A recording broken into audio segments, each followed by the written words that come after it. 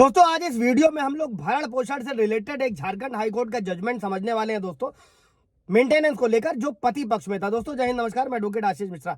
Like कर दीजिएगा, share कर दीजिएगा, सब्सक्राइब कर दीजिएगा, ताकि ये इन्फॉर्मेशन, ये जजमेंट और लोगों को मिल सके। दोस्तों जजमेंट के नाम के सहित में हम लोग समझते हैं पूरी प्रणाली को। अगर किसी भी तरीके का मैट्रिमोनियल डिस्प्यूट है, पत्नी ने मेंटेनेंस की मांग करी हुई है, तो ये जजमेंट आपके लिए है। दोस्तों भारत की जो कानून प्रणाली है उसमें भरण पोषण का प्रावधान है, जिसमें मामले की परिस्थितियों के आधार पर दोस्तों पति या पत्नी को देना होता है। और हिंदू विवाह अधिनियम, हिंदू दत्तक ग्रहण और भरण पोषण अधिनियम, कई सारे कानून हैं जिनमें भरण पोषण यानी कि मेंटेनेंस का प्रावधान किया गया। और मुस्लिम कानूनों में भी मुस्लिम महिला विवाह पर अधिकारों का संरक्षण अधिनियम है दोस्तों, और मुस्लिम महिला तलाक पर भी अधिकारों का संरक्षण है।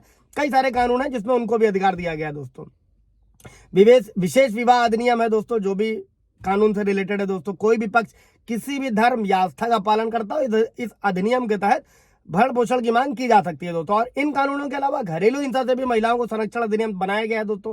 सीआरपीसी 125 बनाया गया, जो अब नए कानून में भारतीय नागरिक सुरक्षा संहिता की धारा 144 में भी भरण पोषण का प्रावधान है दोस्तों। अभी समझते हैं दोस्तों हम लोग झारखंड हाईकोर्ट के उस जजमेंट को। पूरा मामला क्या था दोस्तों? पत्नियों के लिए अपनी बुजुर्ग सास या दादी की देखभाल करना जरूरी है दोस्तों। केस था रुद्र नारायण रे बनाम पियाली रे चटर्जी जोड़ता। और इस मामले में पति ने झारखंड हाईकोर्ट में फैमिली कोर्ट के उस आदेश के खिलाफ याचिका दायर करी थी, जिसमें उसे पत्नी को 30,000 रुपए मंथली और नाबालिग बेटे को 15,000 रुपए मंथली देने का आदेश दिया गया था दोस्तों।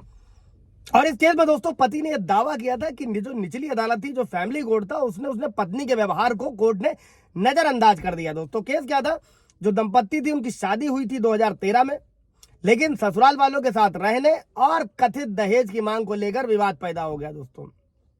अमूमन जो पत्नियां करती हैं दोस्तों अपने केस में मैट्रिमोनियल डिस्प्यूट में, और पत्नी जून 2018 में चली गई और वापस नहीं लौटी दोस्तों, मायके चली गई। और पति ने हिंदू विवाह अधिनियम की धारा जो 10 मैंने आप लोगों को बताया है कि आप बिना सबूत भी तलाक एक तरफा ले सकते हैं अगर जुडिशियल सेपरेशन या फिर सेक्शन 9 की डिग्री लेते हैं दोस्तों। अभी इसमें क्या था? पति ने सेक्शन 10 की जो है जुडिशियल सेपरेशन की डिग्री की मांग करी दोस्तों, जिसमें पत्नी द्वारा अपनी बुजुर्ग माँ और दादी की देखभाल करने से इनकार करने का हवाला दिया गया दोस्तों। ऐसा पति ने कोर्ट को बताया। और हाईकोर्ट ने उन दोनों मामलों पर विचार किया, विमर्श किया।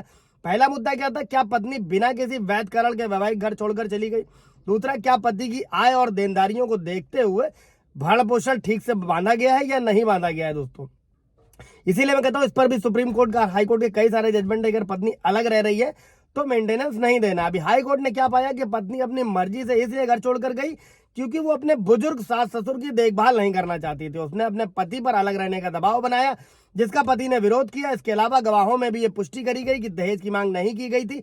भारतीय संविधान के अनुच्छेद 51 का हवाला भी दिया गया दोस्तों। और हाई कोर्ट ने इस बात पर जोर दिया कि भारतीय संस्कृति में पत्नियों के लिए अपनी बुजुर्ग सास या दादी या नानी की देखभाल करना प्रथागत परंपरा है दोस्तों। और पत्नी का अपने पति की माँ और दादी की सेवा करना दायित्व है, रिस्पॉन्सिबिलिटी है, और उसके लिए उससे अलग रहने की मांग करना अनुचित है दोस्तों। और इसलिए भरण पोषण पाने के हकदार नहीं है दोस्तों। और उसमें कोर्ट ने क्या किया? उसने अपने यजुर्वेद, ऋग्वेद, ब्रह्म संहिता, मनुस्मृति से भी जो है महिला की भूमिका का कई तरीके से वर्णन किया गया, पंक्तियों का भी हवाला दिया गया इस केस में दोस्तों। और नाबालिग बेटे के भरण पोषण के संबंध में कोर्ट ने क्या किया दोस्तों? याचिकाकर्ता यानी जो पत्नी की पति की वित्तीय क्षमता को देखते हुए दोस्तों 15,000 रुपए से बढ़ाकर 25,000 रुपए प्रतिमाह करने का आदेश दिया दोस्तों। लेकिन पत्नी का मेंटेनेंस रद्द कर दिया गया, बेटे के लिए मेंटेनेंस बांधा गया।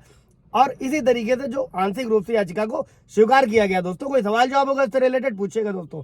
Thank you.